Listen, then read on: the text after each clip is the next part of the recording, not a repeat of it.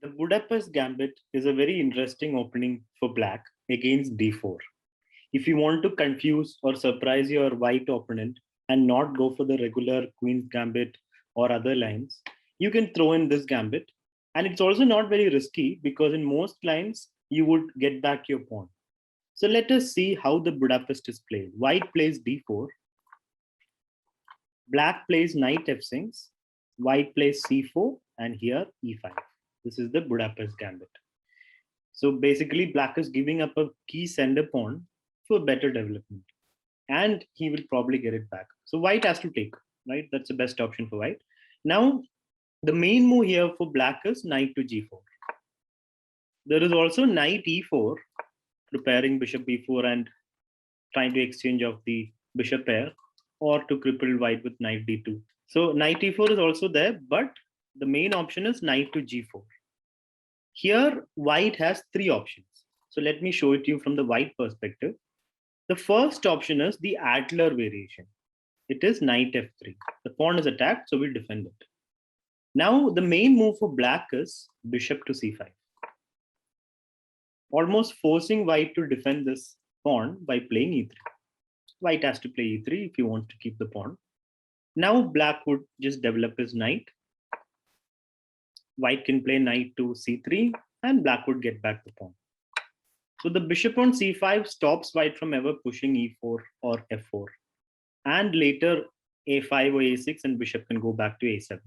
So this is the Adler variation. The second option for white is the Rubinstein variation. That is bishop to f4, developing the bishop. In the Adler variation, the problem is the bishop never gets to develop because e3 is forced, so bishop is not able to develop properly.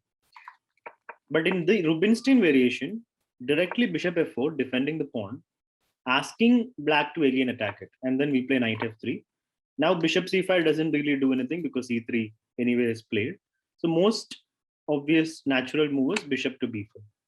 And here white has two options.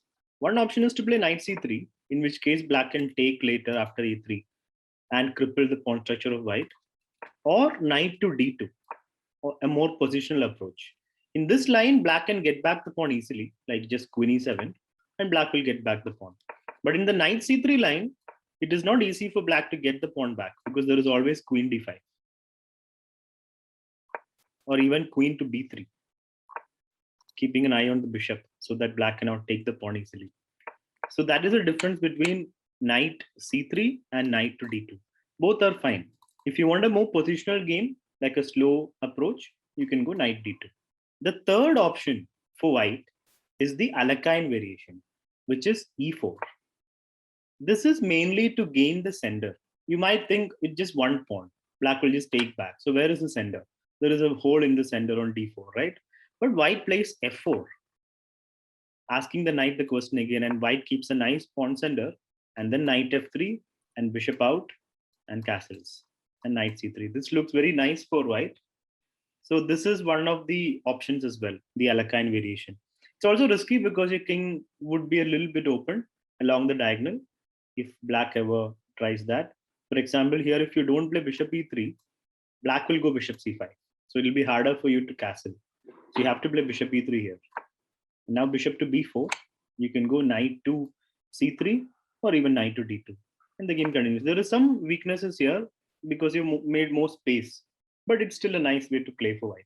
So these are the three options for white once black plays the Budapest Gambit. Now, I'm going to show you three strategic ideas, strategic as well as tactical ideas in the Budapest. The first is in the Adler variation. So after knight g4, knight f3, bishop c5, e3, black just goes knight c6, bishop e2, knight takes, knight takes, knight takes, a3, a5, castles, castles, knight c3. These moves can be transposed also. All are very natural moves. You're developing bishop to e2, playing a3 just to play b4. So black plays a5, right? Now comes the idea here for black. Black can do a Budapest Rook. This is what we call a Budapest Rook. The rook just shifts to a6 and then h6. Lifts to a6 and then shifts to h6. and helps in the attack. So this attack is possible in the idle variation for black. For example, here if b3, rook h6, and already there are chances of attack here. Queen h4 is coming. It's a very attacking idea.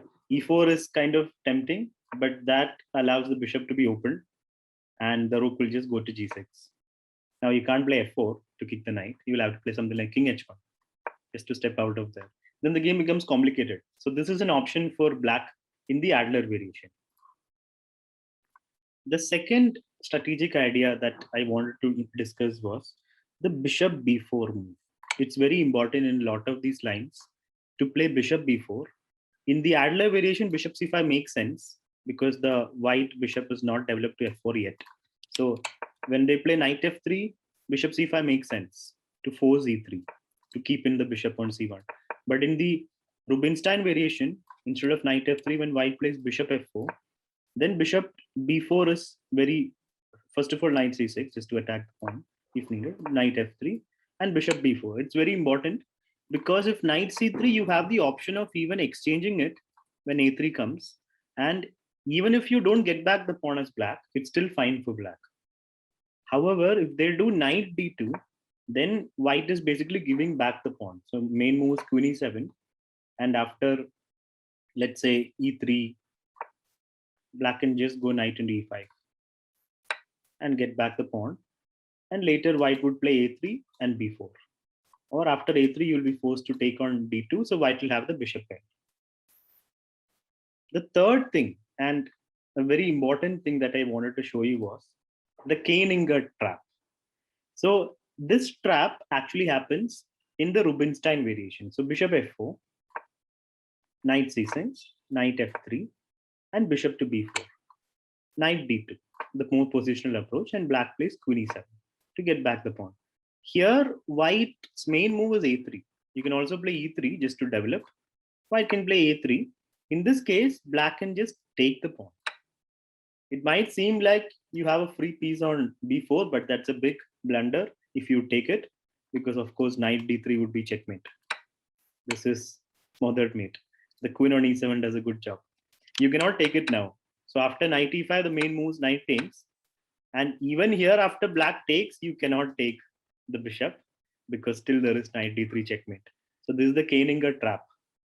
White should just play e3, forcing the bishop to take the knight or go back. So this becomes slightly better, but it's playable from both sides. So don't fall for the trap, just play e3. Apart from the main move knight g4, black can also go for the Farovitz variation, knight e4, Fajarovic's variation, sorry. So here black is basically preparing bishop e4, which would be awkward for white to meet. It would be a bit annoying. So the main move here for white is just a3, stopping bishop b4 and asking bishop to either develop to e7 or c5 and preparing b4 as well. Now, one of the sidelines here is b6, but the main moves are bishop e7 or d6.